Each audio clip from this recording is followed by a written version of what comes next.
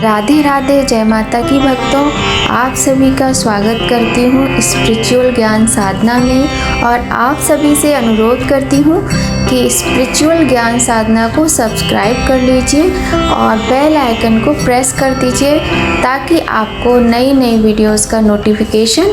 कार्तिक कथा को सुनो सभी सहज मन लाए, 13वां अध्याय सुनाओ श्री प्रभु शरण में आए। श्री कृष्ण गोविंद हरे मुरारी, हे नाथ नारायण वासुदेवा। श्री कृष्ण गोविंद हरे मुरारी, हे नाथ नारायण वासुदेवा।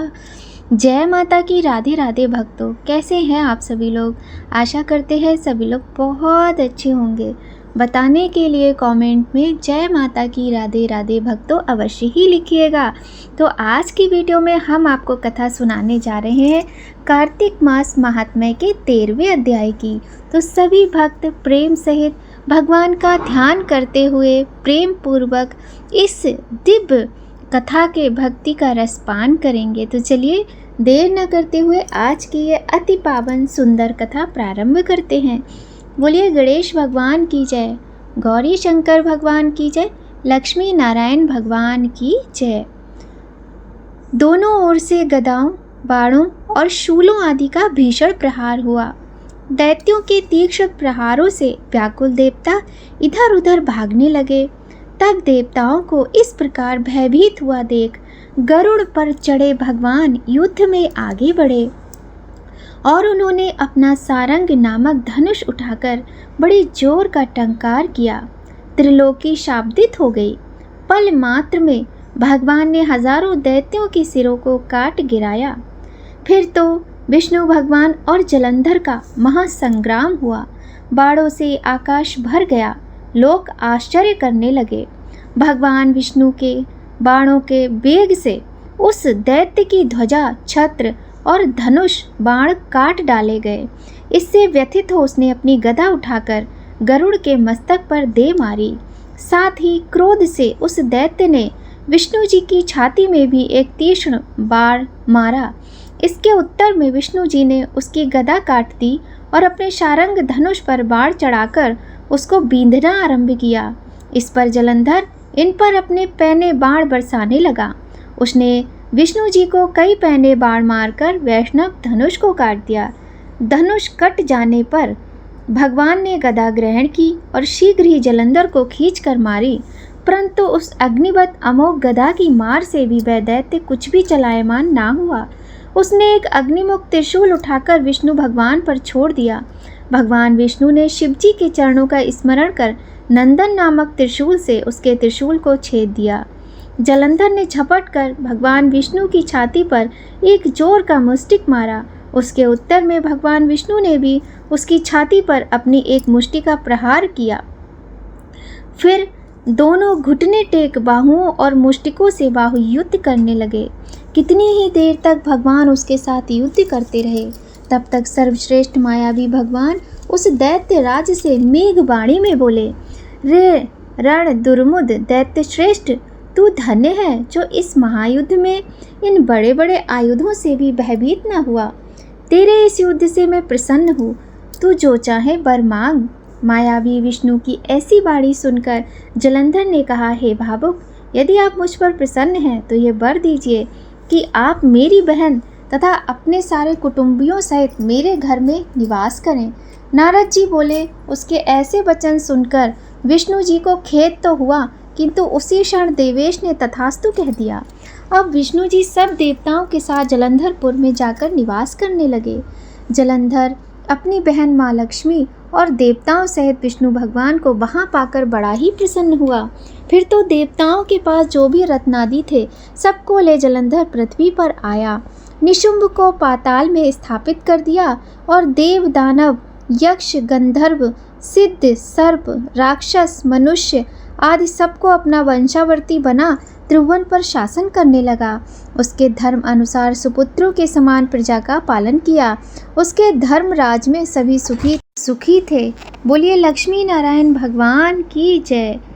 श्रीमन्नारायण नारायण नारायण, भजबन नारायण नारायण नारायण, लक्ष्मी नारायण नारायण नारायण, श्रीमन्नारायण नारायण नारायण, सत्यनारायण नारायण नारायण।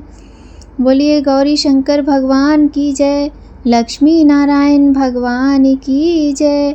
तो भक्तों, आज की वीडियो में हमने कार्तिक मास महात्म्य के 13वें अध्याय की कथा का श्रवण किया। कथा आपको कैसी लगी? यदि थोड़ी भी अच्छी लगी हो तो कथा को लाइक अवश्य कर दीजिएगा। अब हम आपको एक बहुत ही सुंदर कथा सुनाते हैं। कथा को ध्यान से सुनिएगा, कथा आप सभी को अवश्य ही पसंद आएगी। तो भक्तों, जैसा कि हम सभी जानते हैं, जो कार्तिक मास है अत्यंत महत्वपूर्ण मास है। कार्तिक मास में जहां हम तुलसी माता की सेवा करते हैं, भगवान नारायण लड्डू गोपाल की सेवा करते हैं, वहीं गौ माता की सेवा का भी विशेष स्थान होता है।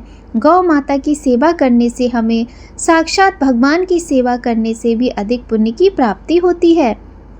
कहा जाता है गौ माता में 33 कोटि देवी देवताओं का वास होता है। तो चलिए प्रारंभ करते हैं गौ भक्ति की अद्भुत कथा। शास्त्रों में राजा को भगवान की विभूति माना गया है।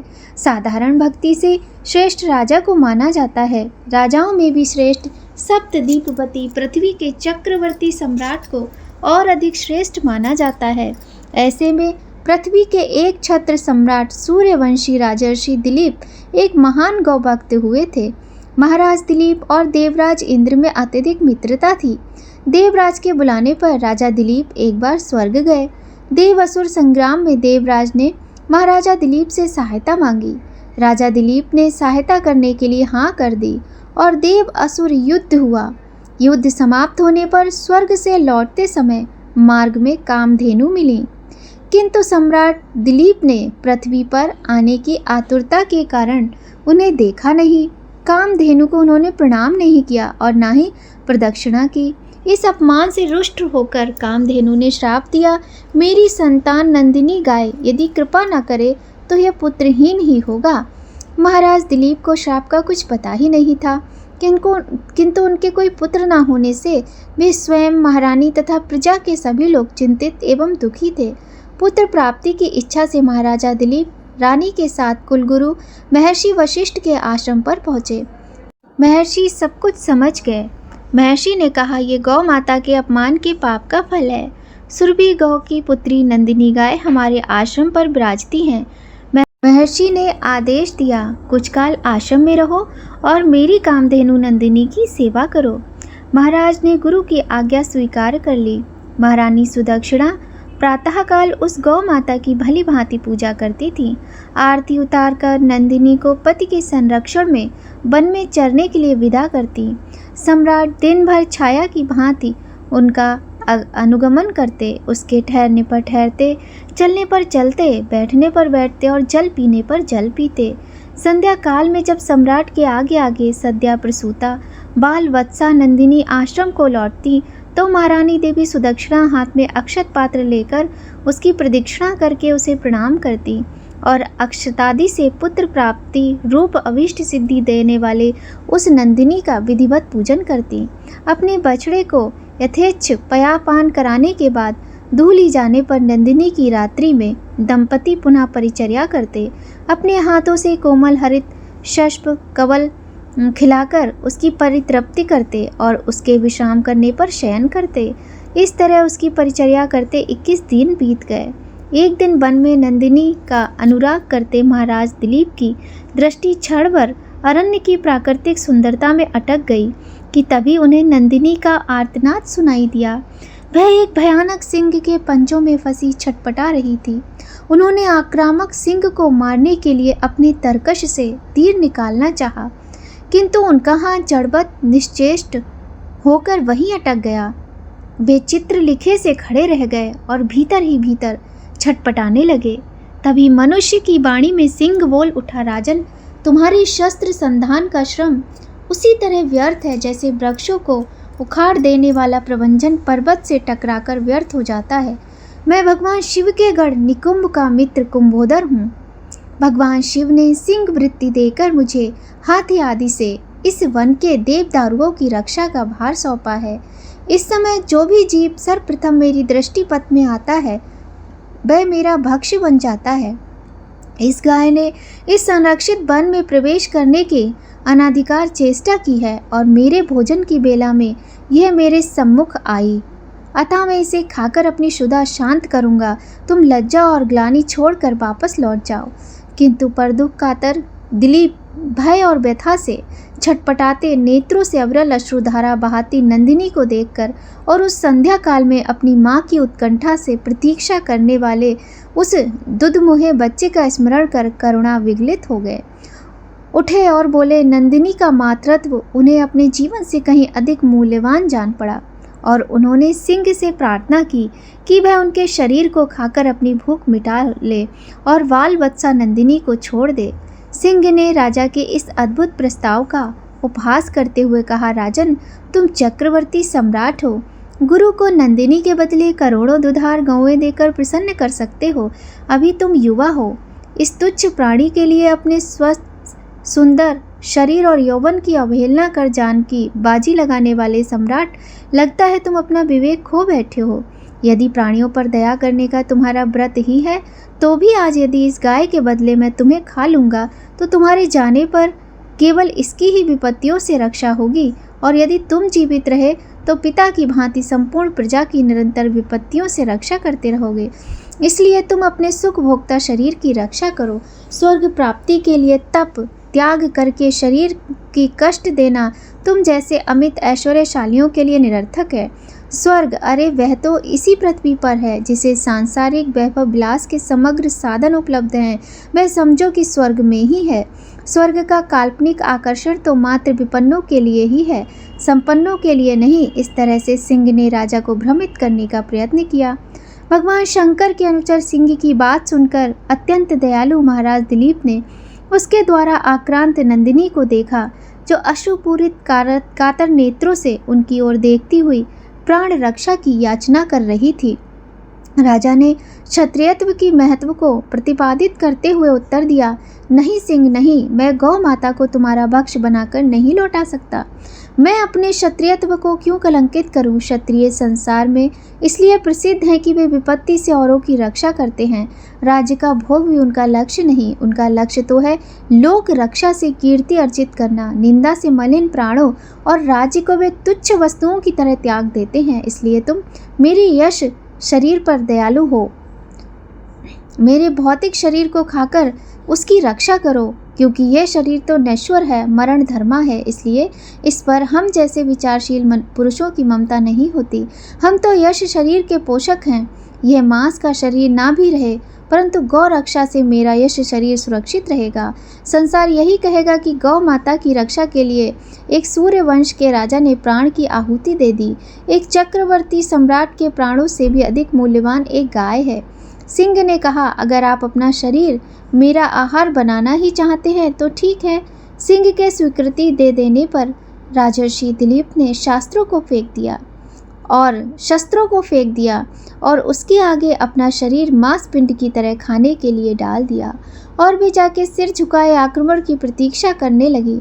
तभी आकाश से विद्याधन उन पर पुष्प वृष्टि करने लगे। उत्तिष्ठ वत्से ते मृताय मानम वचा निशम, नंदिनी कहा अर्थात नंदिनी ने कहा, हे पुत्र उठो। ये मधुर दिव्य वाणी सुनकर राजा को महान आश्चर्य हुआ और उन्होंने वात्सल्यमयी जननी की तरह अपने स्तनों से दूध बहाती हुई नंदिनी गौ को देखा, किंतु सिंह दिखलाई नहीं दिया।